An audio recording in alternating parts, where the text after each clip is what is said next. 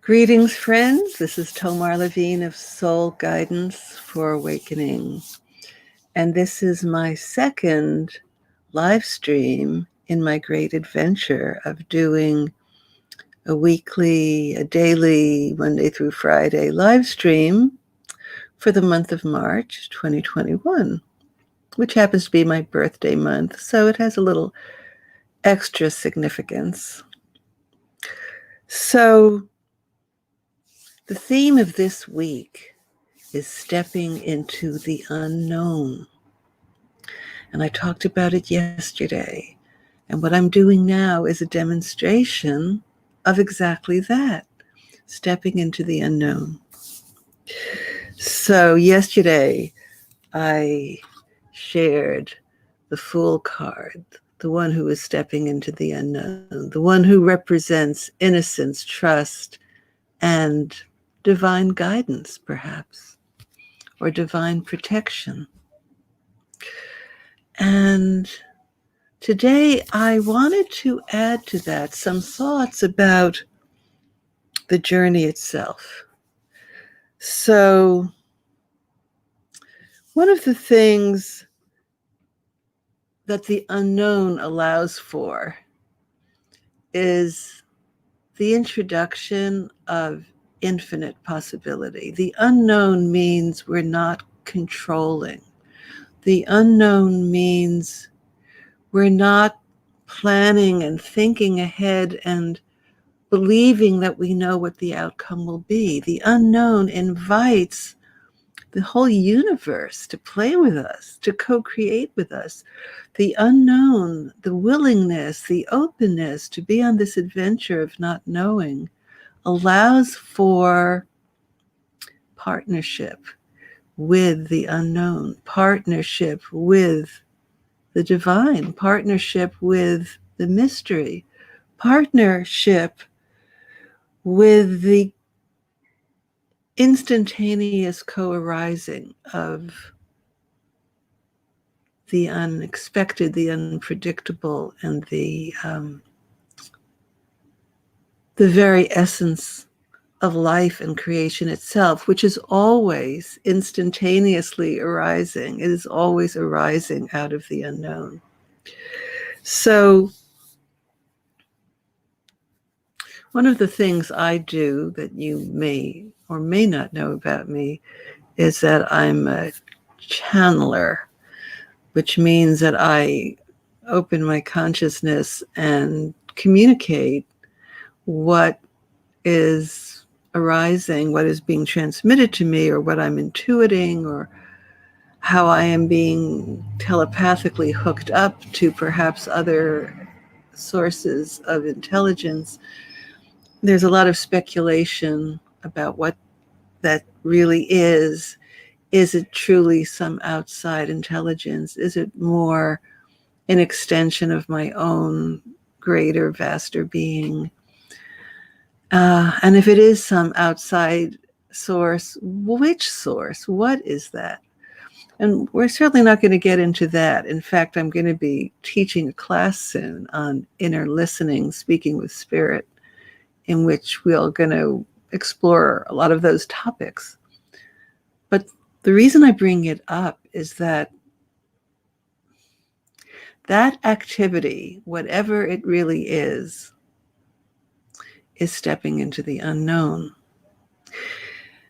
I would say that the reason why most people fear it or feel they can't do it or shy away from it or doubt the results when they are tuning to some source of wisdom, even their own soul's wisdom, is that it is unknown, that we are so used to controlling our thoughts or thinking that somehow the location of our mind, of what arises in our consciousness, is some little office in our head, or some little laboratory in our head, or a little desk and a screen and a computer inside of us.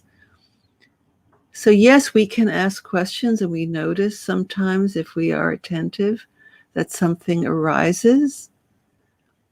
And if we really open and we really release and we really learn how to listen and how to trust and how to sense into our body sensations, we will also realize that we're making discoveries, and that discoveries are coming from some source which feels unknown. We might call it our unconscious.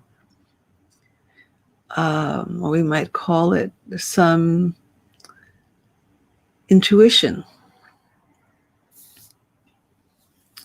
But for the most part, the process of thinking feels like we have ownership of it, and like we are maybe rearranging pieces of beliefs, thoughts, understandings, and knowledge that's already part of our own repertoire. It's like we have a collection of furniture and possessions, just like in our home, and we can rearrange them and change the way the doodads are placed on the shelf or where the chair is in relationship to the couch, but we still know these ingredients. We've lived with them. We are familiar with them.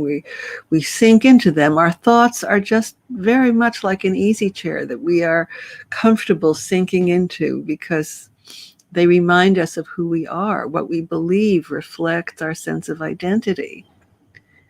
So we're used to rearranging the furnishings of our mind in the same way. Oh, this belief, that comfortable belief, that thing I know, that thing that I have come to assign a certain meaning to, that helps remind me of who I am, what I believe, what the world looks like through my eyes, where I've been in my life. All of that is like the familiar furnishings of our minds. And mostly what we do is revisit them, reaffirm them, sometimes find something that was hidden underneath and dust it off and say, oh yeah, there's this too. I remember this one. My Aunt Sophie gave it to me. That was so nice. And we discover things in the world, but usually they're things we discover to some degree are reflections and reaffirmations of who we are, of our comfortable furniture. That's our mind. That's the familiar furnishings of our mind. And when you are so-called channeling, you're being willing to step outside of that to some degree, not entirely, but you have to be willing to believe that you're stepping into the unknown. And that's scary. And it's scary for me. I've been doing it for 40 years, on and off. And it's still scary for me. Like, oh, will I get anything? Can I really trust? Can I really hear? Can I be open enough to release the guardrails of the familiar? Release the guardrails of the familiar and trust that there will be something there to catch me, to hold me, to make contact with me. That moment, it's like letting go of one trapeze and trusting that the next one will be there. So that whole experience, just like creativity, just like my experience of being an artist, which is stepping into the unknown and not knowing if you're going to make a holy mess or come out with something beautiful and exciting and transcendent. To me, this is an edge that I have been living on to one degree or another. And I would say frequently backing away from, frequently stepping back from, frequently saying, hell no, I'm not going there. So one of the things that I tell people when I'm helping them to contact their inner wisdom or their inner guidance is about being in this process, this journey of the unknown, is to keep going. Keep going. the temptation is great to dip your toe in and then pull your whole foot back. Say, okay, I did it. I got wet. Can I go now? Very often we try something, just like I'm trying this experiment with the live streams, and we're not so happy with the results. So we say, forget that. I'm not doing that again. That's not working for me. I'm not good at that. And of course, that's not really venturing into the unknown. That's not being very curious or exploring or being willing to invite the universe to co-create with you and see what might happen.